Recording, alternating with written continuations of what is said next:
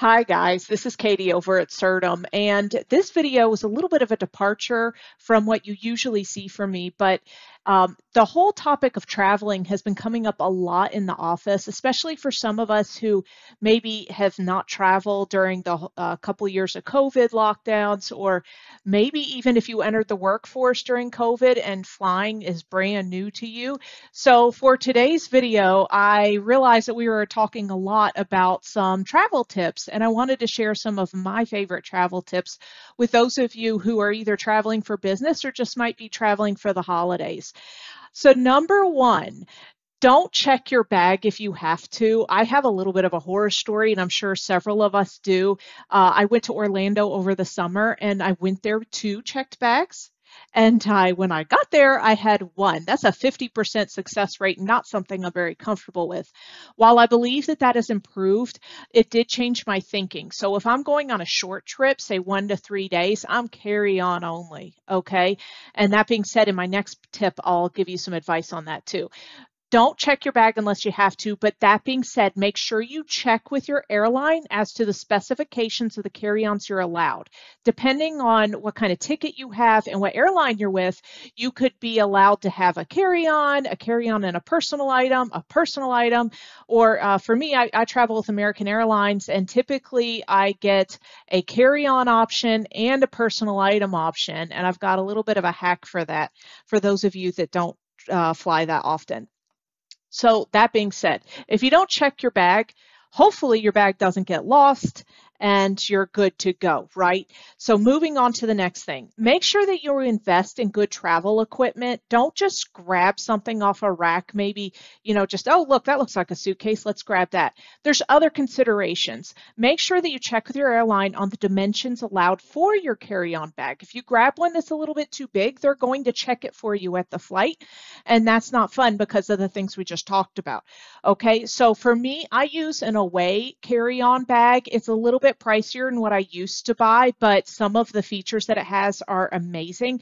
The zipper turns into a lock, and it's got a combination lock on it. Not to mention there is an additional uh, battery that you can actually charge, put in the top of your bag. And if you need to charge your phone while you're at the airport, maybe you were smart and you got there early, or you're on a layover, you can do that without trying to run around and find one of those germ infested, charging stations. Ugh. So that being said, they also have really nice compartments to them that I love. And there's a couple other things. They've just kind of hacked the whole flying thing. And they're called the carry-on, I believe, plus, and so on, because they're supposed to be in line with major airlines' travel guidelines. So for me, I got the carry-on. I believe there's a carry-on plus or like a carry-on extra that can expand a little bit. But when I researched that one, it's not compliant with American Airlines for the carry-on if it's expanded. So I do not use that one. You can get it at your own risk. And I did, for all these tips, you can actually check our website. I'm going to put the link in the bottom, and it's got a link to the blog post where I have links to all this stuff if you're interested. Number three, make sure you get your known traveler number. It does take a little bit of preparation, as does a lot of these tips do. But you know what they say, you prepare and it's going to be easier. So for me, the known traveler number, you go online, you fill out your application. For me, it was a couple weeks, and then I was invited for an appointment. I went into my appointment. It was at a local Staples, very convenient. They do a background check for you, and they clear you for that wonderful TSA pre-check, which is like a freaking red carpet, let me tell you. So with that known traveler number, you make sure it's associated with your ticket. And when you go through TSA, you can go through pre-check, and they're not going to require you to take your shoes off unless they have to, and so on. You know how TSA is. They have their own rules, and we need to listen. But for me, I'm a little slow. I'm not a very fast person. I live my life deliberately, okay? So I'm that person, if you have gone through TSA before, that is struggling to take her shoes off, make sure that she takes off all the jewelry she forgot that she had on, and is basically a complete bumbling mess. So my fix to that was to get my known traveler number so that it's a little bit more convenient and I don't get all y'all mean mugging me when I'm going through TSA. Next up, Be brutal in what you bring with you. This is a completely true story. Years ago, when I was brand new to business travel, I thought when I traveled, my new hotel room was going to be where I nested. I brought a salt lamp with me once in my checked baggage. That is not a lie. I really did it. I thought the ambiance was nice and I liked my nightlight. Okay. Don't be like me. You need to be brutal with yourself and you need to say, hey, what do I have to be at this conference, at this trip, at my in laws, wherever you're going for 3, 4 days? Now, if you're traveling longer, 3, 4 days, for me personally, it makes it more difficult to just bring a carry on. But just be brutal about what you bring and don't bring anything you'd be scared to lose, okay? That really nice TSA story I just told you, I almost lost my favorite necklace that I wear on all my videos.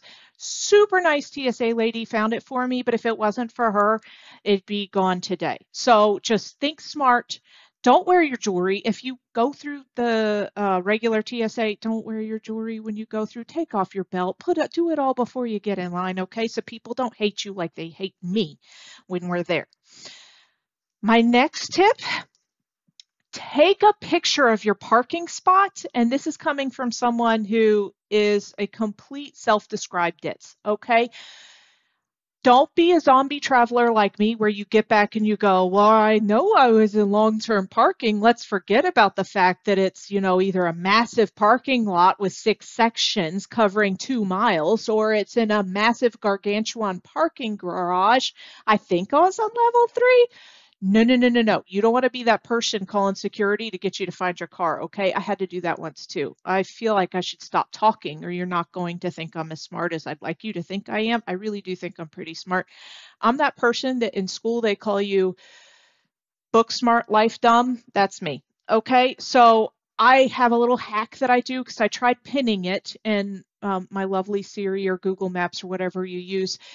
They actually brought me a block and a half away from from where my car was that time. I think because the signal in the parking garage was not the best. My new tip is to take a picture of your car in front of the sign where you're parking. That way you know you're on L10 or P12 or wherever the heck you are, and you're not trying to rely on your memory when you're trying to get out of the airport to find your way home, okay? So my next tip is, and I'm almost finished with this, this is actually my last tip. Do your homework, okay? Get to the airport early. Research the airline you're flying with, any laws and regulations around like liquids, they're big on that. Sharp objects, very big on that. Any tips from others that have taken a trip recently? The airport struggled the last few years. And one thing that I know is that traveling today is not as easy as it was, say, 3 years ago, but it's getting better. But these tips have helped me to survive until everybody gets used to post-COVID normality.